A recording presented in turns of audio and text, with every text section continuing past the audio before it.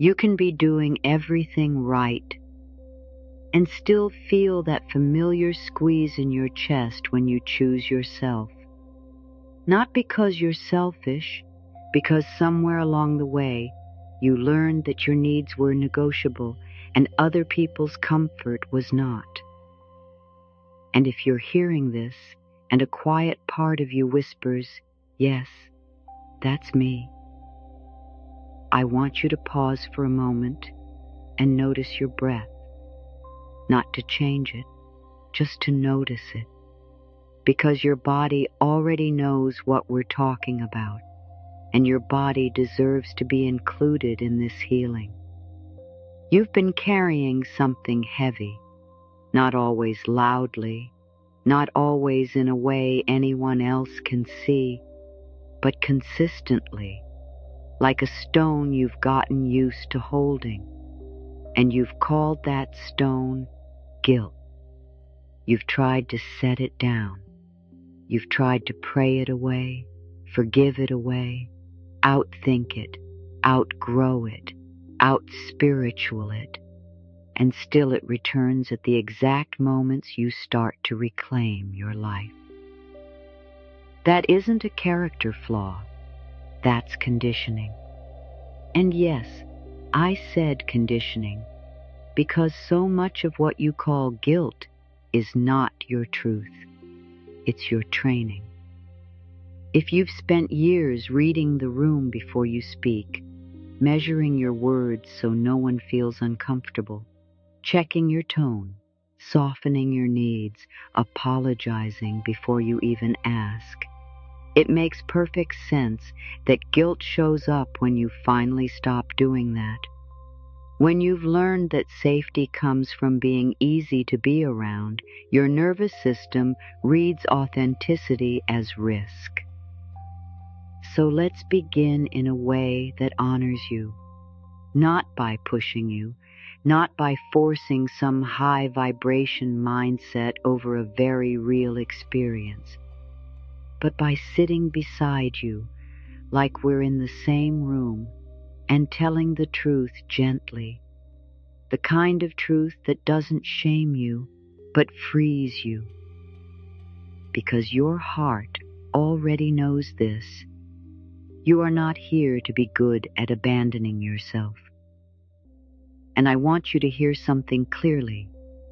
Guilt is not always a sign that you did something wrong. Sometimes guilt is a sign that you did something new. Let that settle for a moment. There is a type of guilt that is healthy. It's clean, it's direct, it's the kind that says, I crossed a line that doesn't align with my values and I want to make it right. That guilt doesn't humiliate you. It doesn't erase your worth. It points you toward repair. It helps you become more honest, more whole. But then there is another kind of guilt. The one you're most likely trying to release. This guilt is not clean. It's sticky. It's vague. It's loud even when you've done nothing harmful. It arrives when you rest, when you say no, when you don't reply fast enough, when you prioritize your needs, when you stop over-explaining, when you stop fixing what was never yours to fix. This guilt doesn't guide you to integrity. It guides you back into the cage. And if you've been living with that kind of guilt, you may not even realize how often it makes decisions for you. It decides whether you speak up or stay quiet, whether you ask for what you need or swallow it, whether you take the day off or push through, whether you leave the relationship, change the job, set the boundary, tell the truth. It decides how small you stay. Now, if your guilt is conditioned, If it's the guilt that arises from saying no, resting, choosing yourself, speaking your truth, then we release it through repetition and tenderness. You feel it, you name it, you locate it. You ask, harm or disappointment? You honor the fear. You choose your value. You stay with yourself again and again. That's how it rewires. And you might notice in the coming days little moments where the guilt is still there, but it's softer, where you can feel it and still keep your boundary, where you can breathe through it instead of being driven by it. That is progress. That is power returning. Now I want to offer you a deeper reframe that may change your relationship with guilt entirely. What if guilt has been your way of staying connected to people who required your self-abandonment? Just sit with that. Sometimes we carry guilt because it keeps us tied to an old identity, the one who sacrifices, the one who tries harder, the one who makes up for everything, the one who is good. If you release that guilt, you may have to face a truth. Some people benefited from you being guilty. Not because they're evil, but because the dynamic worked for them. They got access to your energy, your time, your attention, your labor, without having to meet you in mutuality. And if you stop feeling guilty, you may stop overgiving. And if you stop overgiving, the relationship may have to evolve or end. That's not a threat, that's reality. And reality can be tender. So if you feel fear here, breathe. You are not alone. So many people walk through this doorway and feel exactly what you're feeling. And yet, on the other side of this doorway is your life, your actual life, the one where you don't apologize for needing rest, the one where you don't earn love through depletion, the one where you don't call yourself selfish for having limits, the one where you don't betray your own heart to keep someone else comfortable. Now let's anchor this with one more repetition because it matters. Your guilt is not your guide. Your guilt is not your guide. It's often your history. And your history deserves compassion, but it does not deserve control. Now I want to shift us into integration, into the place where this becomes something you can carry into Monday morning, into the next family dinner, into the next difficult text message, into your own quiet thoughts when no one is watching. Here's a simple daily practice, gentle and realistic. Once a day, ask yourself, where did I abandon myself today? Not to shame yourself, to build awareness. Maybe it was saying yes when you meant no. Maybe it was swallowing a feeling. Maybe it was pushing through exhaustion. Maybe it was minimizing your truth. Then ask, what would self-loyalty look like tomorrow in one small way? One small way. Not a life overhaul. One small act of alignment. Maybe it's a boundary. Maybe it's rest. Maybe it's asking for help. Maybe it's telling the truth kindly. Maybe it's not explaining yourself to someone committed to misunderstanding you. And then, when guilt appears, as it often will, place your hand on your chest and say, "Thank you for trying to keep me loved, and I'm choosing truth now." That sentence is your bridge. And here's another touchstone phrase you can keep close. I can be kind and still be clear. Because many people think clarity is cruelty. It isn't. Clarity is kindness when it's rooted in truth. Clarity prevents resentment. Clarity prevents silent contracts. Clarity prevents emotional debt. And you deserve a life without emotional debt. Now I want to speak to the tender part of you that worries. If I stop feeling guilty, will I become someone I don't recognize? No. You will become someone you do recognize. Perhaps for the first time in a long time. Your authentic power isn't a new personality. It's your original self returning.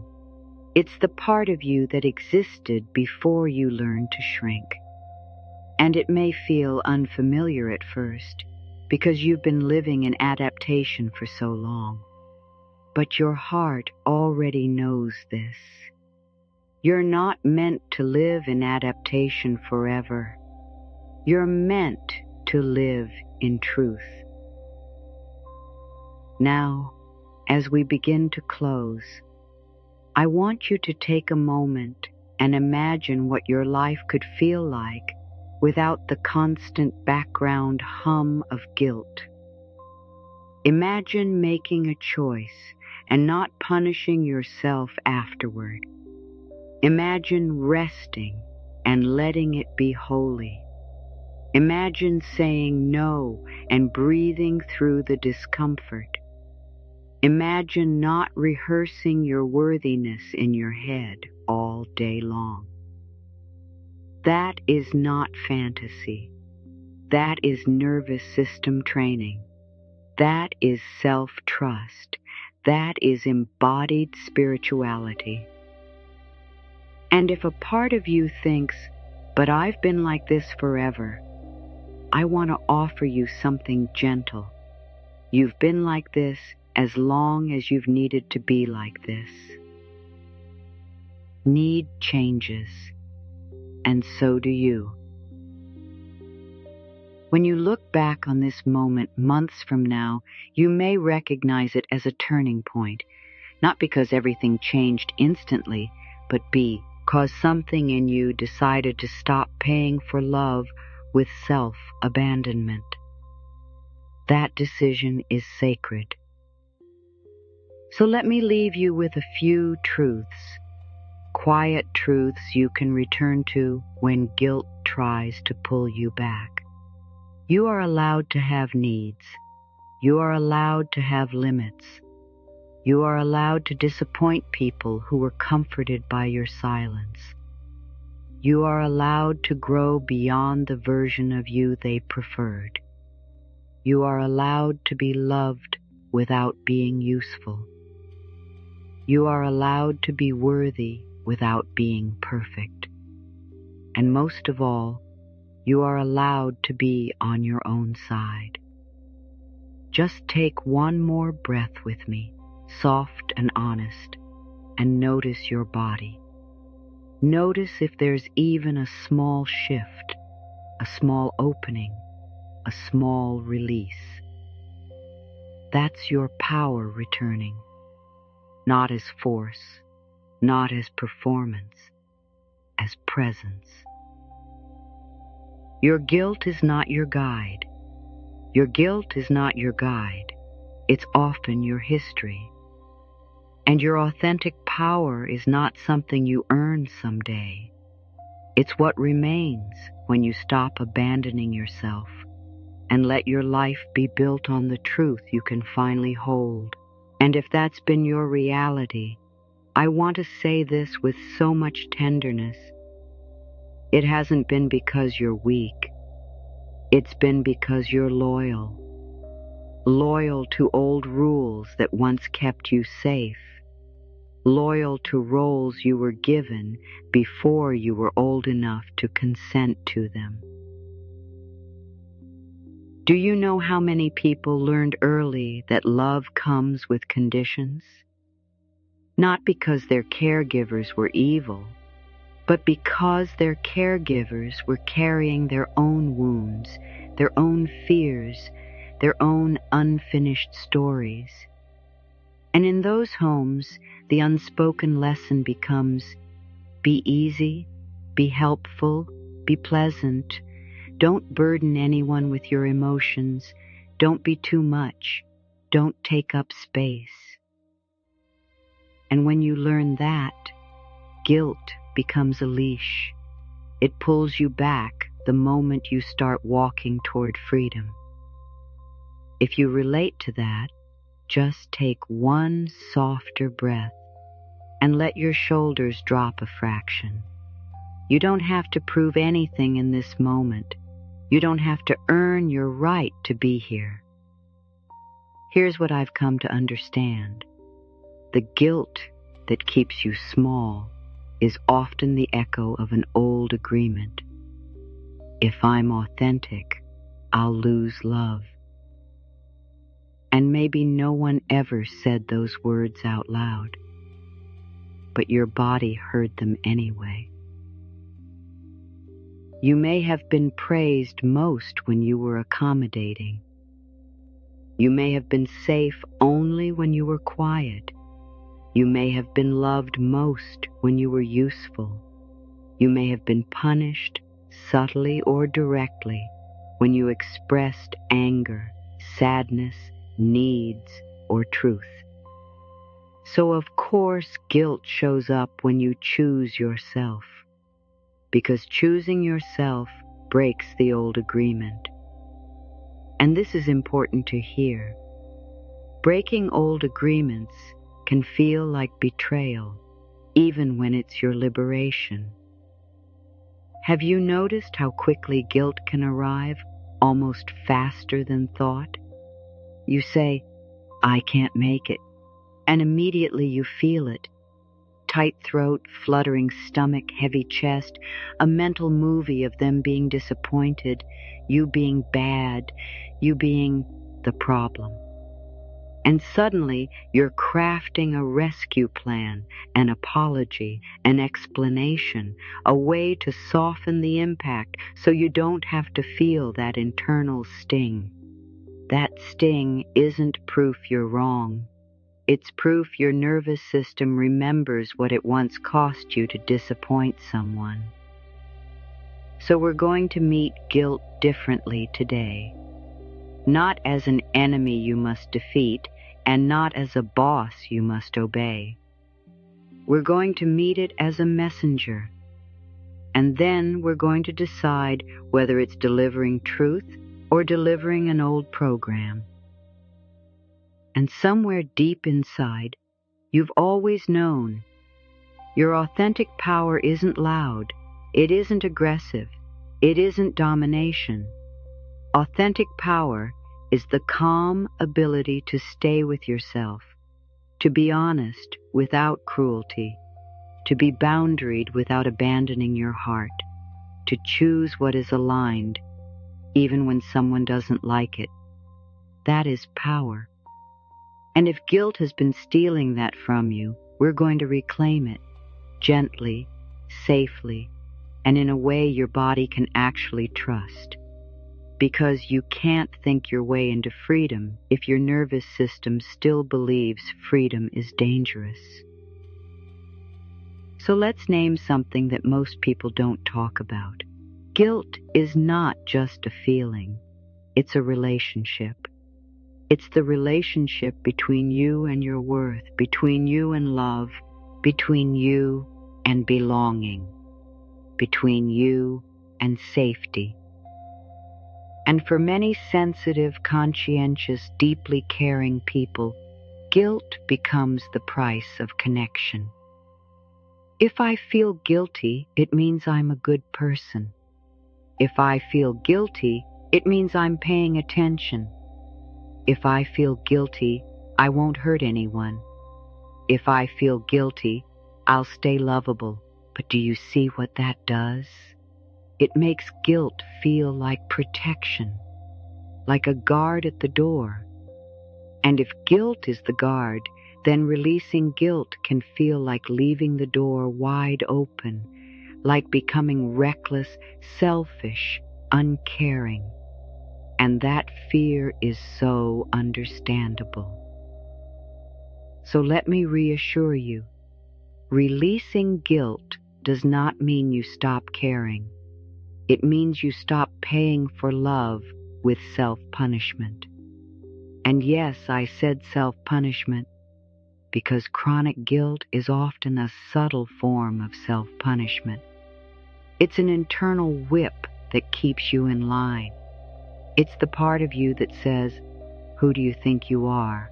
the moment you start to rise. This hasn't been easy for you. I see that. So many souls right now are walking through this exact transformation, feeling exactly what you're feeling. And yet here you are, still listening, still open, still brave enough to question what you've carried for so long. That takes real courage.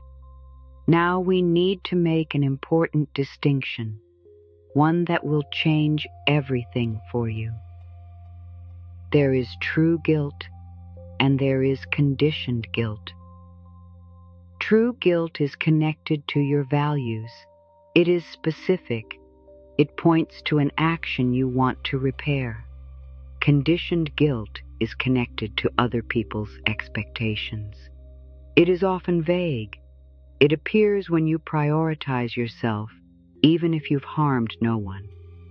True guilt says, "I said something cruel." Conditioned guilt says, "I said no." True guilt says, "I broke my word." Conditioned guilt says, "I didn't make everyone happy." True guilt says, "I acted out of fear." Conditioned guilt says, "I had a need."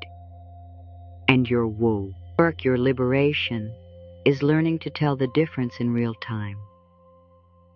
So here's a question that might bring you a lot of clarity. When guilt shows up, does it guide you toward repair, or does it guide you toward self-erasure? Just let that question sit with you. Because if your guilt consistently guides you toward self-erasure, toward shrinking, overgiving, over-explaining, over-apologizing, then it isn't a moral compass, it's a survival response. And we do not shame survival responses. We honor them, we thank them, and then we gently update them. Notice what happens in your body as you hear that. Maybe your chest softens, maybe your eyes sting, maybe there's resistance. Whatever is here belongs. Now I want to take you even deeper, because this is where the competitive content usually stays shallow. They say, release guilt. They don't say what guilt is actually made of. So let's speak it plainly. For many people, guilt is made of fear. Fear of being judged. Fear of being rejected. Fear of being called selfish. Fear of losing love. Fear of conflict, fear of being misunderstood, fear of being seen clearly. And often, underneath fear, there is grief. This is the part that most people don't name. And if you've never heard it said this way, just breathe with it. What if the ache you call guilt is actually grief? Grief for every time you silenced your truth to keep the peace. Grief for the version of you that learned to smile while aching. Grief for the years you carried responsibility that wasn't yours. Grief for the times you apologized when you were the one who needed care. Grief for the dreams you downsized so someone else wouldn't feel threatened. When you begin reclaiming your power, that grief can rise, and sometimes it wears the mask of guilt, because guilt is familiar. Guilt is the emotion you know how to manage. Grief is softer, deeper, harder to control. So you keep it as guilt because guilt feels functional. It keeps you moving, it keeps you performing, it keeps you good. But grief asks you to stop, to feel, to honor what you lost. And yes, I said lost, because when you abandon yourself, you lose something. Not your essence, you can never lose that, but you lose time with your own truth. You lose trust with your own heart. You lose that clean inner voice that says, "This is right for me." And when you begin to return to yourself, your system sometimes responds with guilt, because guilt is the old alarm system. It's the siren that says, "Danger, this is different." So the next time guilt rises, I want you to try something new, not dramatic, not performative, just honest. Place one hand on your chest, if that feels supportive, and say quietly inside, "What are you protecting me from?" And then listen. You might hear, "I'm protecting you from conflict. I'm protecting you from being rejected. I'm protecting you from being called selfish. I'm protecting you from being alone. I'm protecting you from disappointing them." And when you hear the answer, don't argue with it. Don't shame it. Just say, "Thank you." Because that part of you has been working very hard. Then ask the second question, the one that shifts power back into your hands. Is this fear current, or is this old? Let that be a real inquiry, not intellectual, somatic. Feel it in your body. Sometimes the answer will be, "This is current." And if it's current, if you truly did harm someone, if you truly crossed a line, then you can repair, you can apologize, you can make amends, you can do the honest work. Authentic power includes accountability. But many times the answer will be, "This is old." Old fear from childhood, old fear from past relationships, old fear from times you were punished for having needs, old fear from times your truth created chaos around you. And if it's old, then guilt isn't your guide. It's your history, and you don't have to live your life according to your history. Now let's talk about the moment guilt appears right after you set a boundary, because this is where people get stuck. You set the boundary, and then guilt floods in, and you immediately try to fix it. You soften it. You offer extra. You take it back. You over-explain. You convince. You justify. And suddenly the boundary dissolves. Not because you don't mean it, but because your body thinks the boundary is unsafe. This is where we bring in the nervous system, because your nervous system is not a spiritual failure. It's a wise body that learned through experience. If setting boundaries once led to anger, abandonment, silent treatment, ridicule, or emotional withdrawal, your body learned boundaries equal danger. So now Even if you're with different people, your body can still react as if the old danger is present. That's why guilt can feel physical. That's why it can hijack you. So the practice is not never feel guilt. The practice is feel guilt without obeying it. That is reclaiming power. And here's what that looks like in real life. You feel the guilt, you breathe, you stay with yourself, and you don't rush to fix the discomfort. Because the discomfort is not always a sign you did something wrong. Sometimes it's a sign you did something aligned. Your authentic power is the ability to tolerate the discomfort of being misunderstood without abandoning yourself to be understood. Just let that land. Now I'm going to offer you a simple 3-step way to meet guilt in the moment, not as a rigid method, but as a gentle handrail. First, name it, not with drama, just truth. This is guilt. Second, locate it. Where is it in your body? Chest, throat, belly, jaw. Notice without judgment. Your body already recognizes this truth. Emotions are energy, and energy moves when you stop fighting it. Third, ask the question that separates integrity from conditioning. Did I cause harm, or did I cause disappointment? Because disappointment is not harm. Discomfort is not harm. Someone not getting what they want is not harm. And if you've been trained to confuse disappointment with harm, you will live your life trying to prevent normal human feelings in other people.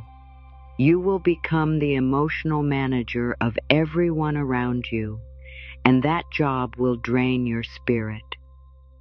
So when guilt rises, ask, harm or disappointment? If it's harm, repair. If it's disappointment, hold your boundary with love. This is how you become trustworthy to your own soul. And if you're thinking, but what if they leave? I want to honor that fear. That fear is not irrational. Many people have lost relationships when they stopped overgiving. Many people have been punished for becoming clearer. But here's the deeper truth. Relationships that require your self-abandonment are not safe. They may be familiar. They may be intense. They may be emotionally charged. But they are not safe for your spirit. And that doesn't mean you become cold. It means you become honest. Now, let's open a loop that I'll close in a few minutes. Because there's one sentence you can say to guilt that changes your entire relationship with it. And most people never learn it. Hold that in your heart for now, because we're going to build the foundation so it lands fully when you hear it. For the next few moments, I want you to consider the roles you've played. The good one, the strong one, the responsible one, the peacekeeper, the one who understands, the one who doesn't need much.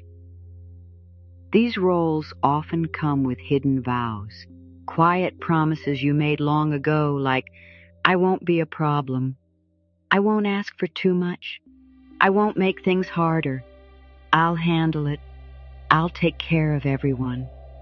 And those vows create guilt when you break them, not because the vows were true, but because they were binding. Somewhere deep inside, You've always known. You were never meant to be the caretaker of everyone's comfort. You were meant to be the caretaker of your own truth. And yes, that can feel radical. Because if you're a person who cares, your fear may be, if I choose myself, I'll hurt people. But choosing yourself doesn't automatically hurt people. Sometimes it disappoints them. Sometimes it reveals misalignment. Sometimes it triggers their own wounds. But that is not the same as you harming them. Authentic power includes compassion, but it does not include self-erasure.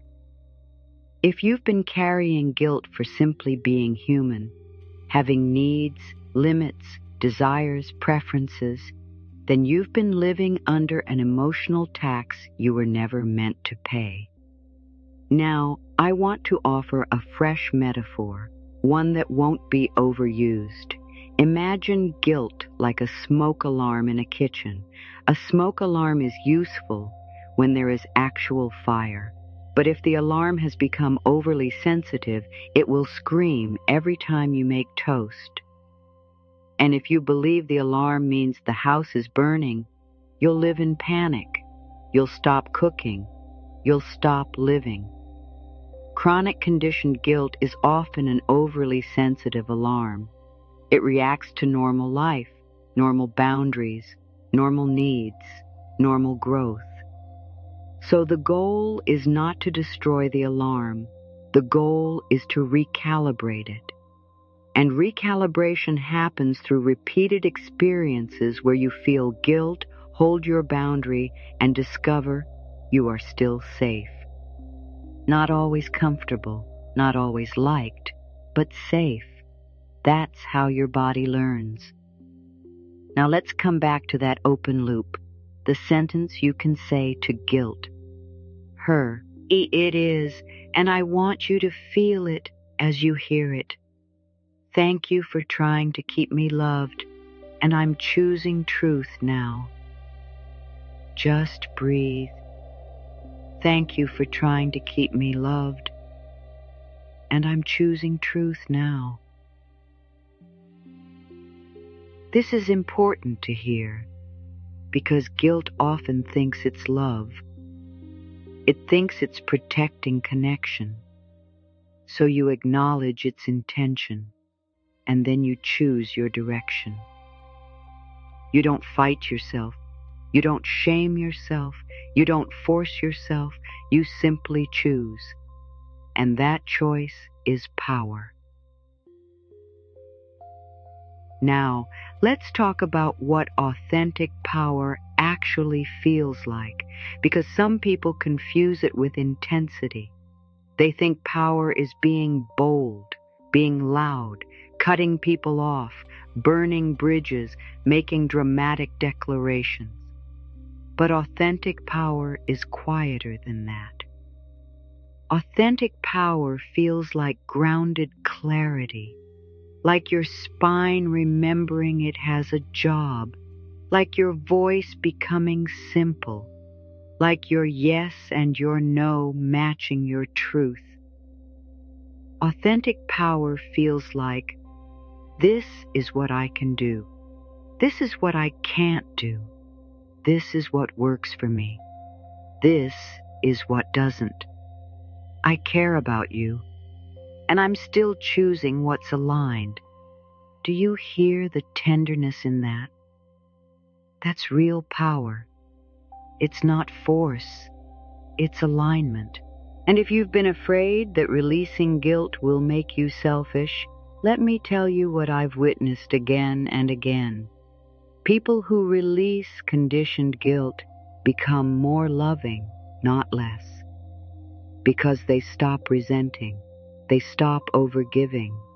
They stop offering kindness that secretly costs them their joy. Their love becomes clean. And clean love feels different. Clean love doesn't demand repayment. Clean love doesn't come with a hidden invoice. Clean love doesn't say yes and mean no. If you've ever said yes while your whole body said no, you know how exhausting that is. You know how it fragments you, and your soul is tired of fragmentation. Now let's make this even more specific, because you asked for authenticity, not vague inspiration. Here are a few common guilt patterns that show up in real life, and I want you to gently notice which one lives in you. There is caretaker guilt, the guilt that says, if I don't manage everyone, everything will fall apart. This often shows up in families where you became the emotional adult early. You may still feel responsible for people's moods. You may anticipate needs before they're spoken. You may feel anxious when someone is unhappy because your body learned unhappiness meant danger. There is success guilt, the guilt that says, if I shine, someone will feel small. If I thrive, someone will judge me. If I have more, I'll be resented. This is common in families where success was mocked, punished, or associated with arrogance. There is boundary guilt, the guilt that says, if I say no, I'm mean. If I ask for space, I'm selfish. If I protect my energy, I'm rejecting them.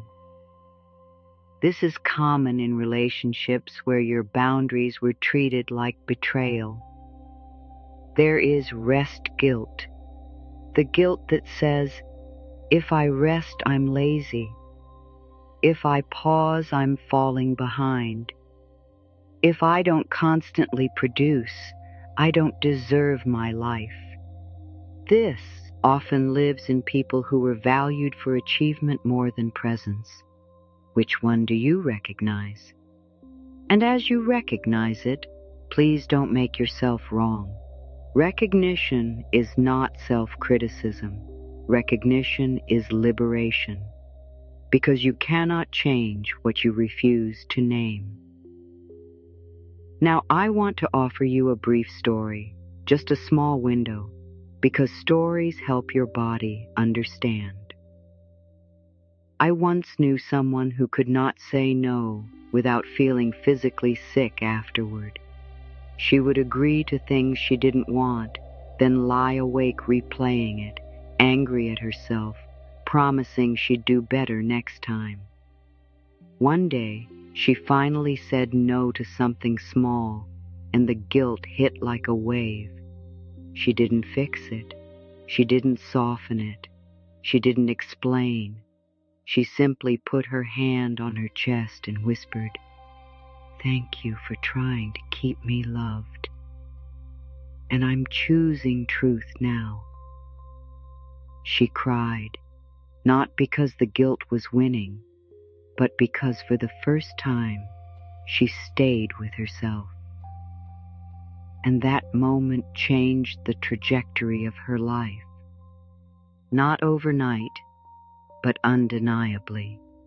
You're being offered the same moment. Now let's bring in a practice you can actually use. Something embodied, something that won't require you to be perfect.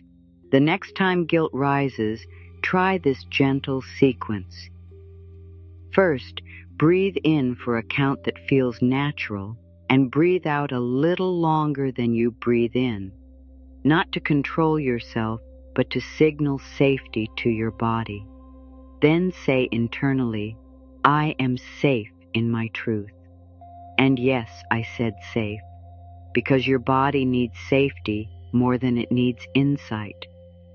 Then ask, what boundary is guilt trying to dissolve right now? Because guilt often shows up to dissolve boundaries. It tries to melt your clarity back into old shapes. And when you find the boundary, reaffirm it. Not loudly, not aggressively, but firmly inside. This matters to me. That phrase, this matters to me, is medicine for people who were trained to believe they don't matter. And notice what happens when you say it. Your body might resist. It might feel unfamiliar. That's okay. Unfamiliar doesn't mean wrong. It often means new. Now there's another piece that most people miss. Guilt thrives in vagueness. Authentic power thrives in clarity. So if guilt is swirling, bring it into clarity with one simple question. What value am I honoring by choosing this? If you're saying no, maybe you're honoring rest, health, presence, integrity, self-respect, family time, mental space, creative energy. If you're leaving a situation, maybe you're honoring truth, dignity, safety, growth. When you connect your choice to a value, guilt loses some of its grip because your choice stops looking like selfishness and starts looking like integrity, and your integrity is sacred. Now we need to talk about something tender. Sometimes guilt is attached to the people you love most. You might feel guilty for outgrowing a dynamic, for changing, for no longer being available in the same way, for not absorbing someone's pain, for not being their go-to emotional container. And this is where people get stuck, because they confuse compassion with compliance. Compassion says, I care about your feelings. Compliance says, I will erase myself so you don't have feelings. You can be compassionate without being compliant. And if you've never had permission to do that, I want to give it to you now. You are allowed to let people feel what they feel without taking it as your responsibility. That is not cruelty. That is emotional maturity. And if that sentence creates guilt, notice it, breathe, and remind yourself, disappointment is not harm. Now let's go one layer deeper, because reclaiming power isn't only about what you do, it's about what you believe you are allowed to be. Many people carry guilt simply for existing in their own frequency, for being sensitive, for being quiet, for being intense, for needing solitude, for changing their mind, for wanting more, for wanting less, for being different than the role they were assigned. This is where I want to say something that may touch you. You do not owe the world a version of you that hurts you. You do not owe your family the old you. You do not owe your friends the exhausted you. You do not owe your partner the silent you. You do not owe your job the depleted you. You owe yourself your truth. And here is the key phrase we're going to repeat through this journey because it anchors everything. Your guilt is not your guide. Your guilt is not your guide. It's often your history. Feel that. Your guilt is not your guide. Now that doesn't mean you ignore your conscience. It means you learn discernment. You learn to separate conscience from conditioning. And discernment is a spiritual practice. So how do you know you're reclaiming authentic power rather than reacting from hurt? You will feel more spacious, not more frantic. You will feel clearer, not more chaotic. You will feel more present, not more performative. Authentic power doesn't rush. It doesn't need to prove. It simply aligns. And if you've been stuck between two extremes, overgiving or shutting down, authentic power is the middle way. It's the steady river of truth that doesn't need violence to move forward. Now let's bring this into your everyday life in the most practical way. When you need to set a boundary, you don't need a long speech. Long speeches are often guilt trying to bargain for permission.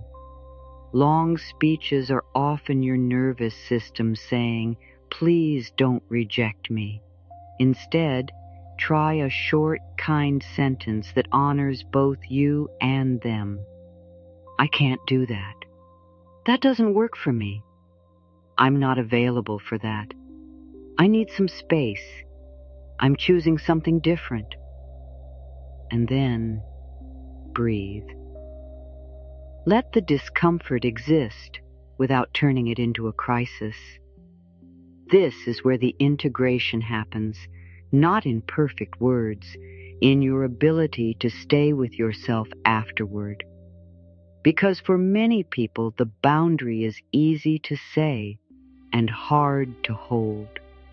So after you set the boundary, do a small repair with your own inner world. Put your hand on your chest and say, "I'm with you." Because the part of you that fears rejection needs companionship, not criticism.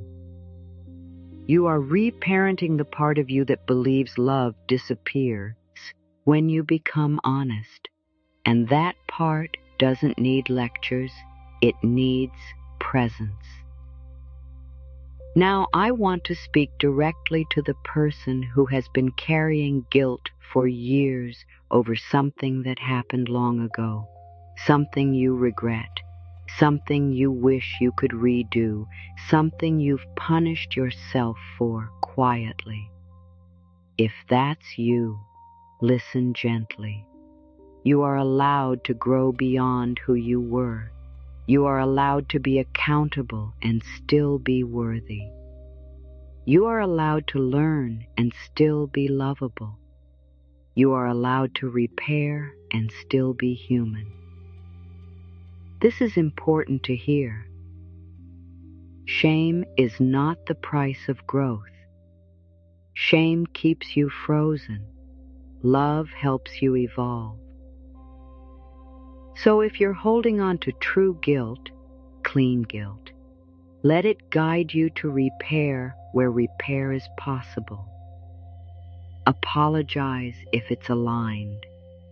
Make amends if it's appropriate. Seek support if you need it.